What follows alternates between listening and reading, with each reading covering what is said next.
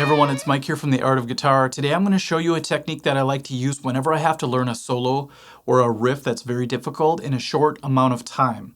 And for what I do, I have to learn stuff fast all the time, whether it's for videos or for filling in for bands. Sometimes I have to learn a whole bunch of solos and songs in a matter of days. It depends on the gig. But I use a thing I like to call micro chaining. And I learned this out of desperation when I was younger because I could not play certain solos and I got so frustrated and overwhelmed that sometimes I would just go to bed crying with sore fingers. So today what I'm going to do is I'm going to show you my process, and for this video I'm going to just use part of the Beat It solo. And there's one part that a lot of people mistake as a tapping part, but it's actually a very wide stretch that you're supposed to do. And I'm going to walk you through how I had to learn this using micro chaining because I had a lot of trouble with it. Okay, so if you think of this as one whole big phrase and you try over and over again to play it, there's going to be a lot of frustration because it's a lot of notes and it's a big stretch and there's a lot going on. Here, I'll do it slowly first of all.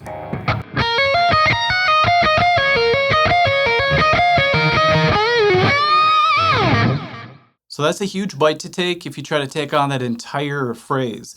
So let's go ahead and micro chain this together the way I did it when I first tried to learn this. And I finally got it up to speed and pretty accurate using this technique. So the first thing I broke it down to is the very beginning, just the 3-note hammer-on section. I would hammer on and I knew I could do this really efficiently. But the next part you have to switch to the next string, hit the 12th fret, and do a backwards version of it pretty much.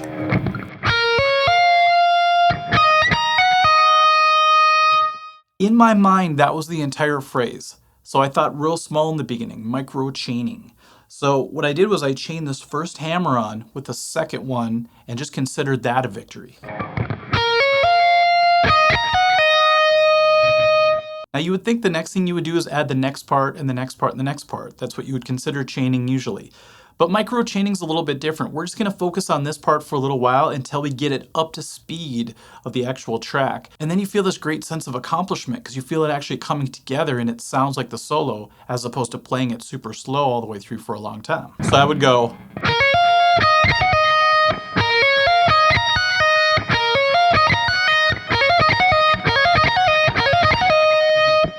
Now even just doing that little bit of the solo, didn't it already sound pretty cool just because I was able to play it at a faster speed? Now that took a while to get that down, but you could see if you take these little bite-sized pieces, you're able to digest it better. Now within this micro chain, as you're doing it, you're also learning the correct fingers to use, the correct picking, and the more you practice that little section over and over again, you're going to get the connection points of the chain links together.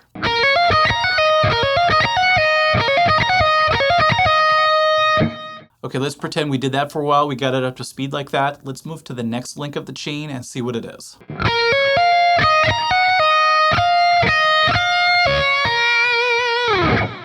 Okay, that's kind of weird. We have to reach over to the 2nd string 19th fret and then go back to the 12th fret. This is where my hand starts to ache.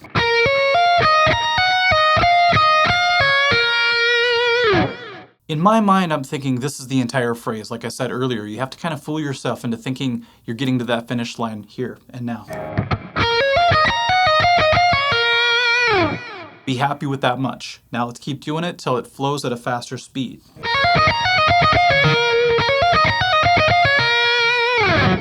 Okay, now that might take you a long time. I did it in like 10 seconds right there because I can already play the real thing. But also I didn't want this video to be in real time. It would have taken maybe hours, you know. But we're getting this micro chain thing happening now. So we have 3 links of the chain together. We're almost through the whole phrase already. This is great. All right, let's add that 4th link.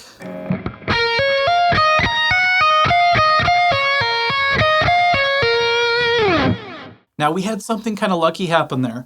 We were on the 4th link of the chain, and that ended up becoming a double link because you just have to repeat that part. So sometimes you get lucky and you don't have to do as much work because something repeats like that. All right, so what are we up to now link-wise? 1, 2. That's an accomplishment, by the way, even if you could just get 2. Let's add the 3rd. 4th. Repeat.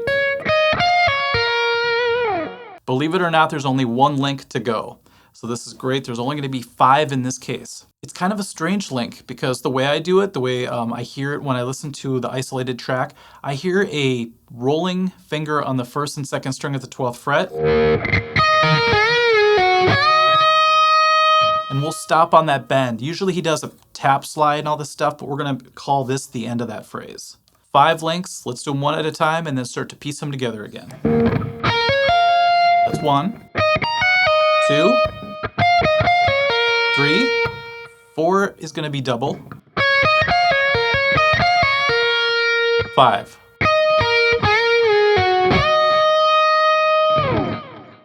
You get a double bonus in this video. You learn microchaining and you also learn that part of the Beat It solo. Remember that the rule is you can't move to the next link in the chain until you can do all the previous links up to speed. That's what makes microchaining different than the usual way of practicing where you're just adding more and more of the notes after the fact. You have to get everything up to speed and then add that next chain and bring that one up to speed and you've got it. Now here's the best part in my opinion. Because you've been doing everything up to speed before you move down to the next chain, you don't have to spend a ton of time trying to bring that entire phrase up to speed, which could take forever because you've been doing it a little bit at a time. You should be able to jump pretty much into full speed after you get that last link put together. Okay, let's try it at a reasonable speed.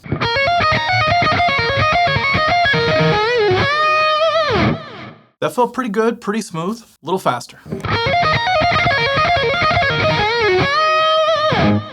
Try it on your most difficult licks. The other day I was doing it with arpeggio taps, and it all worked for that as well. I haven't found one situation where microchaining does not help. Okay, so try giving microchaining a try and let me know in the comments what your results are. I'll be interested to see it. Thanks everyone, bye-bye.